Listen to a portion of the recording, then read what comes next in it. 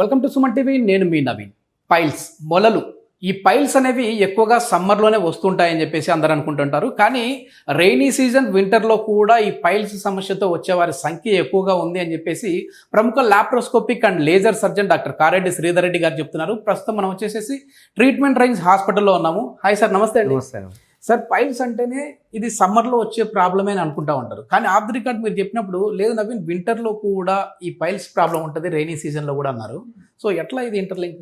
ఈ ఇంటర్లింక్ అంటే ఏంటి అంటే యూజువల్గా సమ్మర్ సీజన్లో అయితే బాడీ ఎవాపరేట్ అయిపోతుంటుంది కాబట్టి మనకు కావాల్సిన ఫ్లూయిడ్స్ మనం తక్కువ తీసుకుంటే కనుక బాడీలో ఉన్న వాటర్ శాతాన్ని ఎక్కడి నుంచి తీసుకుంటుంది బాడీ అంటే మోషన్ ద్వారా తీసుకుంటుంది. సో పెద్ద పేగులో మోషన్ ద్వారా నుంచి వాటర్ తీసుకుంటుంది కాబట్టి మనం సరైన వాటర్ తీసుకోకపోతే కనుక మనకు పైల్స్ వచ్చే అవకాశాలు ఉంటాయి. ఇక్కడ వింటర్కి వచ్చే వరకు, రెయినీ సీజన్ వింటర్ కానీ వచ్చే వరకు చల్లగా ఉంటుంది. చల్లగా ఉండే వరకు మనం ఏం చేస్తాం, వాటర్ కంటెంట్ తక్కువ తీసుకుంటుంటాం. బట్ బాడీ లోపల ఏదైతే ప్రక్రియ జరుగుతుందో ఆ ప్రక్రియకి సరిపడినంత వాటర్ అనేది మన బాడీ ఇవ్వాల్సిందే, తీసుకోవాల్సిందే.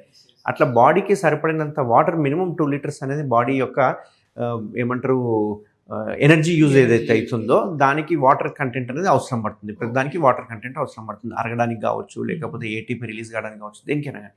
ఇప్పుడు ఇక్కడ ఏమవుతుందంటే మనం సరైన వాటర్ చలికాలం అని చెప్పేసి తక్కువ తీసుకుంటే మళ్ళీ బాడీ ఏం చేస్తుంది, తగినంత వాటర్ని మళ్ళీ మోషన్ ద్వారానే తీసుకుంటూ ఉంటుంది. బట్ కంపేర్ టు చూసుకుంటే కనుక ఈ ఎండాకాలంలో పైల్స్ శాతం చాలా ఎక్కువ ఉంటుంది, చలికాలంలో కొంచెం తక్కువ ఉంటుంది. కానీ చలికాలంలో ఇంకొక ప్రాబ్లం ఉంది. ఎండాకాలం అయితేనేమో కొంచెం కారం వస్తువులు తినబుద్ధి కాదు, ఎందుకంటే మంట వేడి అనిపిస్తుంటుంది. బట్ చలికాలం వచ్చే వరకు ఏంటంటే ఎక్కువ మంది నాన్ వెజ్ తినడానికి ఇంట్రెస్ట్ చూపిస్తుంటారు. దీనివల్ల నాన్ వెజ్ తినే వరకు వాటర్ కంటెంట్ అనేది అరగడానికి ఇంకా ఎక్కువ కావాలి. అట్లా అరగడానికి వీళ్ళు సరైన వాటర్ తీసుకోకపోతే చలికాలంలో అందుకే పైల్స్ శాతం ఎక్కువ ఉంటుంది. నిజం చెప్పాలంటే అందరు ఎండాకాలం అనుకుంటారు కానీ చలికాలమే పైల్స్ శాతం ఎక్కువ ఉంటుంది. ఓకే, అంటే ఇప్పుడు కాన్స్టిపేషన్ ప్రాబ్లం వచ్చింది అనుకోండి సార్, ఆటోమేటిక్గా పైల్స్ వచ్చినట్టు అంటే దాన్ని నెగ్లెక్ట్ చేశారు అని అంటే అది పైల్స్కి దారి తీసే విధంగా ఉంటుందా? ఇక్కడ ఏమవుతుందంటే మనకు యానల్ కెనాల్ గురించి చాలా ఇంపార్టెంట్ తెలుసుకోవాలి ప్రతి ఒక్కరు. ఎందుకంటే యానల్ కెనాల్లో ఒక్కసారి ఇష్యూ స్టార్ట్ అయ్యింది అంటే ఇది లైఫ్ లాంగ్ ఇష్యూ ఉంటుంది అన్నట్టు. ఇప్పుడు మనం యానల్ కెనాల్ చూస్తే ఈ రకంగా ఉంటుంది కదా. ఇప్పుడు ఈ యానల్ కెనాల్ అనేది పైన బీజాల వైపు అనుకోండి. దీన్ని మనము 12 o'clock అని, ఇక్కడ 6 o'clock అని, ఇక్కడ 3 o'clock అని, 9 o'clock అని మనం క్లాక్ వైజ్గా డివైడ్ చేసుకుంటాం అన్నట్టు. సో ఇక్కడ మోషన్ వైజ్ ద్వారం ఏదైతే ఉందో మన లిప్స్ లాగా చాలా సెన్సిటివ్గా ఉంటుంది. సో మనకి ఈ యానల్ కెనాల్ ఏదైతే ఉందో ఈ లోపల ఉన్న మ్యూకోజా కావచ్చు, లేకపోతే స్కిన్ కానీ చాలా సెన్సిటివ్ స్కిన్. మనకి అక్కడ ఎక్కడైనా చిన్న గుళ్ళ అయినా, లేకపోతే ఇప్పుడు మనకి ముక్కు మీద కానీ మొటిమ కానీ, చెవుల మీద మొటిమలు అయితే ఎంత నొప్పి వస్తుంది, సేమ్ అట్లనే యానల్ కెనాల్ చుట్టూ ఏ చిన్న గుళ్ళలైనా, ఏ చిన్న అల్సర్ లాంటిది అయినా కానీ విపరీతమైన మంట నొప్పి అనేది ఉంటుంది. సేమ్ అట్లనే ఇక్కడ ఏంటంటే యానల్ కెనాల్ అనేది ఒక లెవెల్ వరకు స్ట్రెచ్ అవుతుంది. ఆ స్ట్రెచ్ అయిన లెవెల్లోనే మనం మోషన్ పోవాలి. సో మోషన్ పోయేటప్పుడు స్ట్రెచ్ అయితే మోషన్ ఫ్రీగా వెళ్ళిపోతుంది. కానీ స్ట్రెచ్ అయిన తర్వాత కూడా మోషన్ హార్డ్గా ఉందనుకోండి, అది చీల్చుకుంటూ వచ్చేసేస్తుంది. చీల్చుకుంటూ వచ్చేవరకు ఏమవుతుందంటే అక్కడక్కడ కట్స్ అయిపోతూ ఉంటాయి. యూజువల్గా లేడీస్కి అయితేనేమో పైన కట్ అవుతుంటుంది, జెంట్స్కి అయితేనేమో కింద కట్ అవుతుంది. ఓకే, సో ఇట్లా కట్ అయిన దాన్ని మనం ఫిషర్ అంటుంటాం అన్నట్టు. ఎప్పుడైతే అట్లా కట్ అయ్యిందో దాని సిమ్టమ్స్ ఏముంటాయి, విపరీతమైన బ్లీడింగ్ రావడము, విపరీతమైన మంట, నొప్పి ఉండడము, మోషన్ నెక్స్ట్ డే వెళ్ళాలంటే భయము, ఒక రకంగా ఏడుపు వస్తుంటుంది, ఏడుస్తుంటారు. అండ్ మోషన్ వెళ్ళకుండా ఆపుకునేసరికి ఆ మోషన్లో ఉన్న వాటర్ అంతా అబ్జర్వ్ అయిపోయి మోషన్ ఇంకా హార్డ్గా ఫామ్ అవుతుంది. సో ఇది ఇనిషియల్ స్టేజ్ అన్నట్టు. ఇక్కడ మనం మిస్ చేసామనుకోండి, ఈ చుట్టుపక్కల ఉండే చిన్న చిన్న రక్తనాళాలు ఏవైతే ఉన్నాయో ఆ రక్తనాళాలు మెల్లగా సాగి కిందికి రావడం అనేది జరుగుతుంటుంది. దీన్నే పైల్స్ అంటాం. చాలామంది పైల్స్ అంటే ఏంటంటే ఏదో ముద్దల్లాగా పెరుగుతుందని అనుకుంటారు. బట్ అక్కడ చుట్టూ ఉండే రక్తనాళాలే అట్లా సాగి దాన్ని మనం పైల్స్ అంటాం. ఇది సర్జరీ అంటేనే చాలా వరకు భయపడిపోయేవారు సార్. అంటే ఈ సర్జరీ చేయించుకున్నామంటే మళ్ళీ ఒక 20 రోజుల నుంచి 30 రోజుల వరకు మన ఇబ్బందులు పడుతూనే ఉండాలి అనుకునేవారు. కానీ ఇప్పుడు మీరు చాలా వీడియోల్లో కూడా అవేర్నెస్ చేస్తూ ఉన్నారు. అంటే లేజర్ ట్రీట్మెంట్ వచ్చింది బాబు, ఇప్పుడు అంత అవసరం లేదు, చాలా మంచి ట్రీట్మెంట్ ఉంది, మళ్ళీ రేపటి నుంచి మీరు వర్క్లకు వెళ్ళొచ్చు అంటున్నారు. కానీ ఈ లేజర్లో కూడా ఏమైనా కాంప్లికేషన్స్ ఉన్నాయా? ఎట్లాంటి జాగ్రత్తలు తీసుకోవాలి? ఇక్కడ ఒకప్పుడు ఏంటి అంటే ఇప్పుడు పైల్స్ అనేవి 2 రకాల పైల్స్ ఉంటాయి. అంటే లోపల వైపు ఒక పైల్స్ ఉంటాయి, బయట ఒక పైల్స్ ఉంటాయి. ఈ లోపల ఉండే పైల్స్ని ఇంటర్నల్ పైల్స్ అంటాం, ఈ బయట ఉండే పైల్స్ని ఎక్స్టర్నల్ పైల్స్ అంటాం.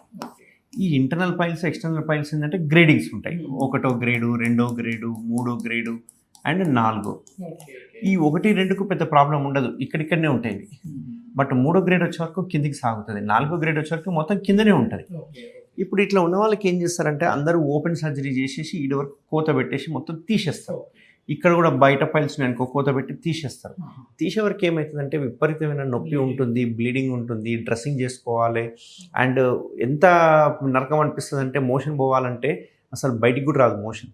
ఆ పెయిన్ తోటి ఆటోమేటిక్గా యానల్ కెనాల్ మూసుకుపోతుంది. ఇంకో ఇంపార్టెంట్ విషయం ఏంటంటే 1-2 పైల్స్ అయితే తీయొచ్చు.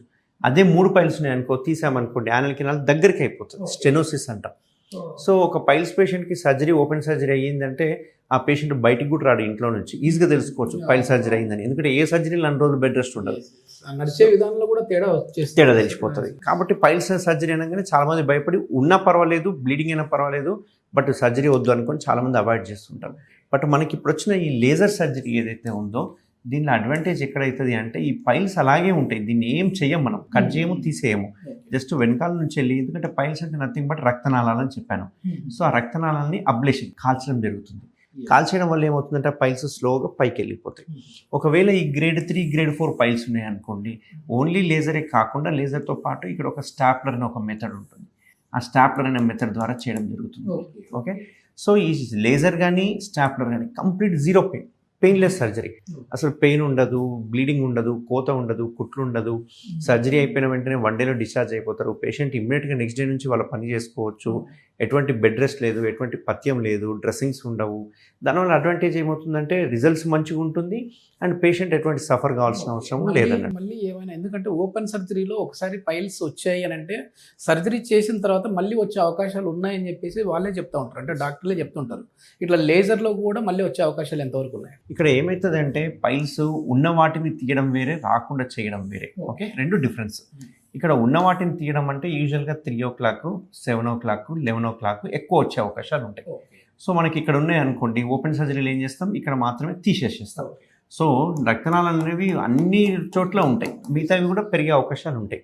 బట్ మనం చేసే ఈ సర్జరీ, లేజర్ సర్జరీ ఏదైతే ఉందో ఉన్న వాటిని తీసేస్తాము అండ్ ఏదైతే స్టాప్లర్ కొడతామో, నేను చెప్పినాను కదా ఒకటి స్టాప్లర్ కొడతామని, ఆ స్టాప్లర్ కొట్టడం వల్ల అడ్వాంటేజ్ ఏంటంటే చుట్టూ ఉన్న రక్తనాళాలకు సప్లై చేసే రక్తనాళాలను తీసేస్తాం కాబట్టి మళ్ళీ ఫ్యూచర్లో పైల్స్ వచ్చే అవకాశాలు చాలా తక్కువ ఉంటాయి.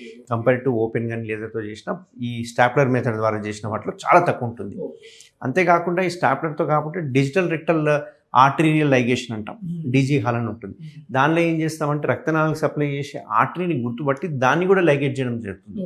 అంటే ఇట్లా పెయిన్లెస్ సర్జరీస్ చాలా ఉన్నాయి. అందులో మోస్ట్ అడ్వాన్స్డ్ టెక్నాలజీ అంటే కనుక లేజర్ అండ్ స్టాప్లర్ మెథడ్ అనేది చాలా అడ్వాన్స్డ్ టెక్నాలజీ. కొద్ది మందిలో ఒక చిన్న అపోహ ఉంది సార్, ఏంటంటే ఇట్లాంటి రక్తనాళాల దగ్గర మనం ఇట్లాంటి స్టాప్లర్స్ ఏమైనా యూజ్ చేసినప్పుడు అక్కడ ఉండే కాంట్రాక్షన్, ఇంట్రాక్షన్, మూవ్మెంట్ అనేది పోతుంది, మనకు తెలియకుండానే మోషన్ అనేది వచ్చే విధంగా ఉంటుంది కిందికి అనేది అంటూ ఉంటారు కదా. సో ఎంతవరకు కరెక్ట్ సార్ అది? ఇక్కడ పైల్స్లో ఏమవుతుందంటే పైల్స్ని ఉన్న వాటిని తీసేస్తున్నాం కాబట్టి పైల్స్ అనేవి లోపల వైపు ఉంటాయి కాబట్టి ఇక్కడ కండరాలకి దానికి సంబంధం ఉండదు. మీరు అన్నది ఎందులో అంటే ఫిస్టులాలో కానీ యాబ్సెస్లో కానీ అట్లాంటప్పుడు కండరాలు కూడా కట్ చేస్తాం కాబట్టి అక్కడ మీకు మోషన్ కంట్రోల్ పోయే పవర్ ఉంటుంది, తక్కువ ఉంటుంది.